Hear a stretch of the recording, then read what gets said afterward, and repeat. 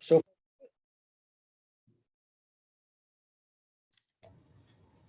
that's all I have. Oh. Unless there's any questions.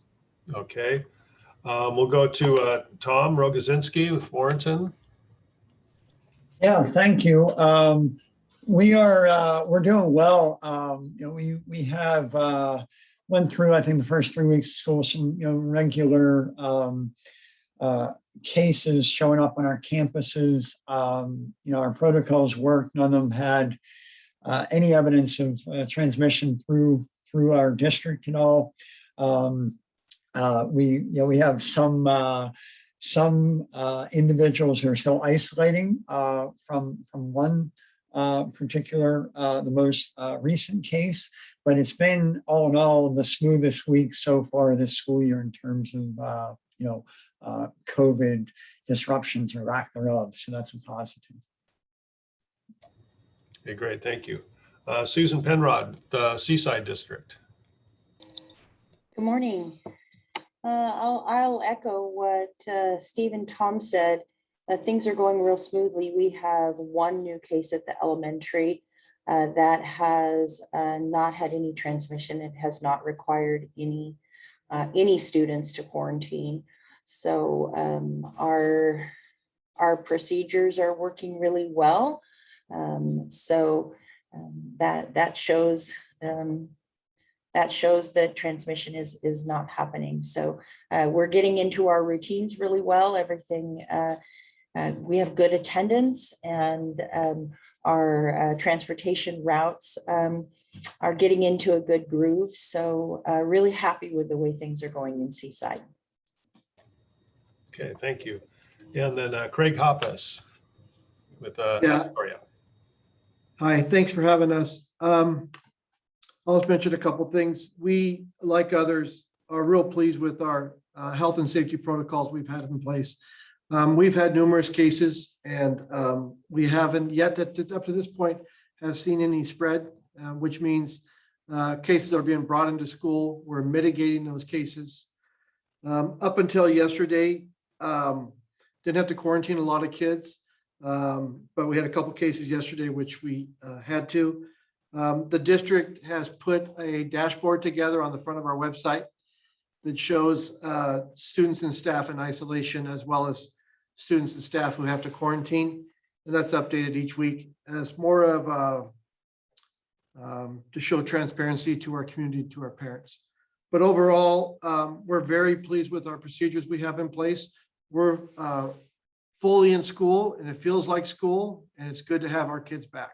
So thank you. Thanks. Okay, let's see. How about Joanne Rideout? Do you have any questions?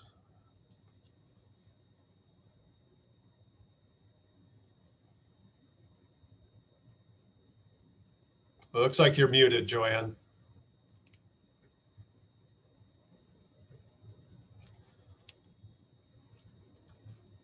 The Chinook Observer reported this week that Ilwaco High School has gone back to remote learning because of the cases over there. So I don't know. I mean, that just seems like you're just all doing really well over here, and that's great. I don't know whether you can foresee anything like what's happening in Ilwaco, but it is troubling to see that there. That's all I wanted to say.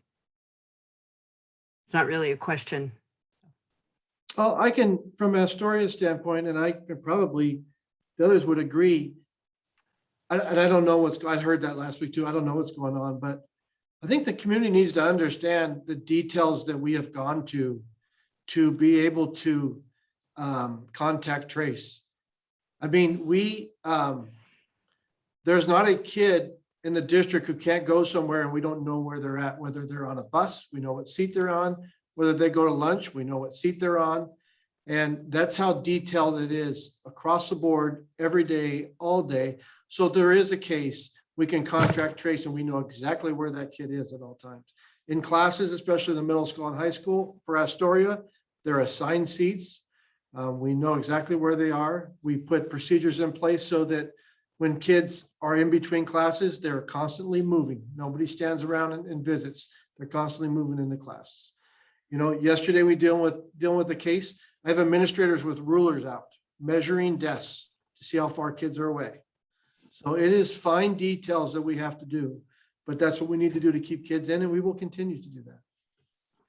Thank you. I just do have one question about remote learning. Are all of your schools still offering that as an option for students, or is that fallen away because things are working so well on site?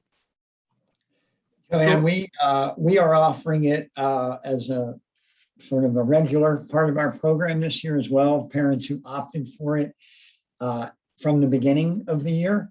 And we also know we are building capacity just in case we would have to be pushed to it in a temporary setting, maybe within a classroom or a grade level. That has not yet had to happen, but we're sort of trying to build that capacity for if it should. I can share in that story. It's similar to what Tom said. One of the things that we learned also last year is that we have some kids who were very successful in remote learning. And then they wanted that option. So we want to provide that option. We opened up the Astoria Choice Online Academy. It has K through 12, over 100 kids in it, staffed by 3 or 4 different teachers. And when, I don't know, I shouldn't say it this way. If we're in a pandemic, we're not in a pandemic in 3 or 4 years, we expect this program to continue. It's just another option that we provide that we found out is successful for kids. We still allow, if you're in the Astoria Choice Online Academy and you want to play volleyball, you go to school at home, you come play volleyball in the afternoon. So it's just another form of a brick and mortar school for us. Mm-hmm. Okay. Seaside is not currently offering an online program. After surveying our parents, they showed very little interest in participating in that. That being said, when we do have students who are quarantining, we are offering concurrent learning at the secondary level with some OWL cameras. And when we have had to quarantine a few kids, that has been really successful because then they're able to join in from home into their class. And at the elementary level, we do have some options for students who are in quarantine to both have synchronous and asynchronous connections with their teachers. So once again, those are options for students who are quarantining. But as far as having a online program, we just haven't had interest from families. And Jewel, we don't offer one either. Okay. Yeah, we have some kids that have chosen to do an online charter, and we've released them to do that, but we haven't stood one up in Jewel. Okay. Thank you. Excuse me. Let's see, Ethan Myers, do you have any questions? Yes, just for superintendents, what message do you have for parents as well as just the community as far as how you are handling things? You know, we're a month into school now, and there are cases, albeit not many.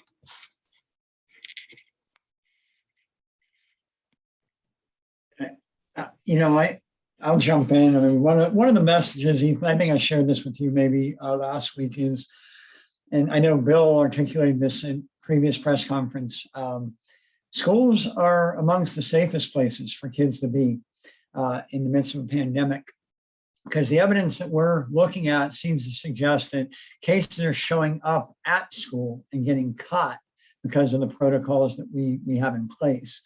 So the cases are in the community and they're sort of getting caught and mitigated. The spread's being mitigated, not just in the school, because I know we don't have any evidence any of our cases have been transmitted or caught at school. But because schools are opened, it does mitigate the spread in the community, right? And it seems to be safer with schools open. So the idea that those cases are going to show up in our doorstep, well, that's the reality of the Delta variant in particular.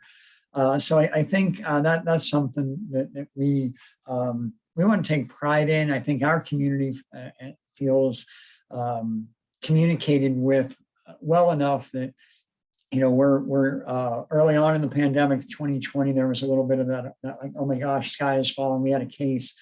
But I think now, not to normalize the threat, but to understand that, boy, as Susan alluded to, the protocols that we are putting in place are working. And because we're looking at this from just a COVID safety prism, we think from a COVID safety prism, we're safer because schools are in session.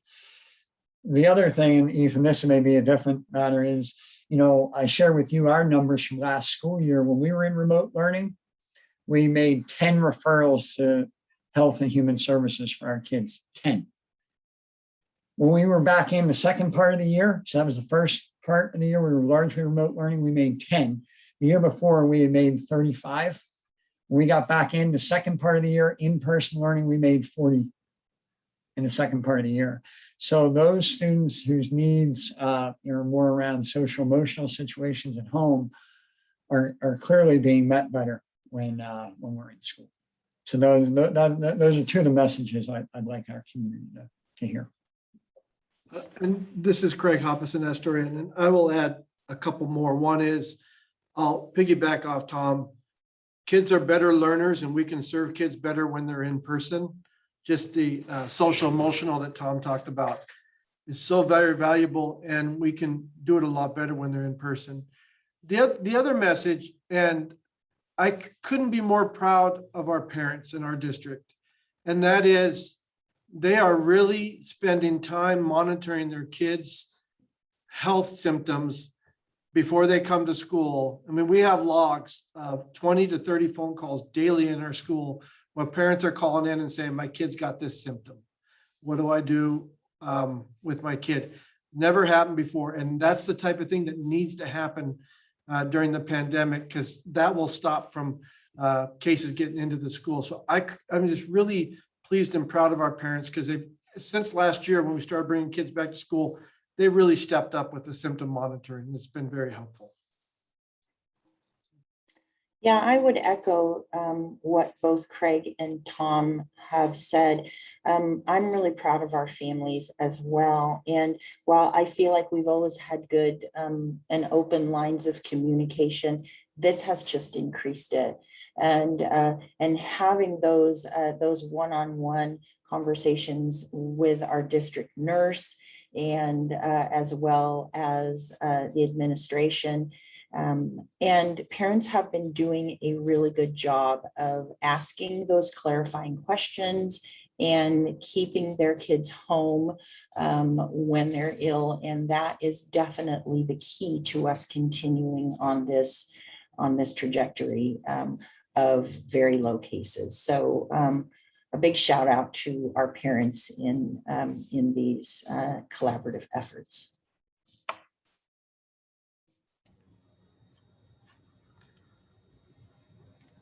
Okay, I see Tom Friel's on. Do you have any questions?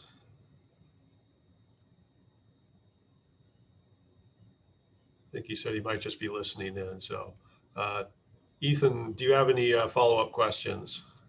Nope, thank you. Okay. Joanne, any more questions from you? Well, I think that's all our media that I can see, unless I'm missing someone. I just wanted to say thank you to all of you for incredible job you're doing keeping this going. It's like this immense cat herding, and I just want to say thank you. Well, unless anyone has any closing comments, well, I guess we'll call this. We'll wrap up, and thanks everyone for taking part. And we look forward to our next one at this point on October 20th. So we hope to see you all again then. Thanks, everybody. Thank you all. Thank you. Thank you.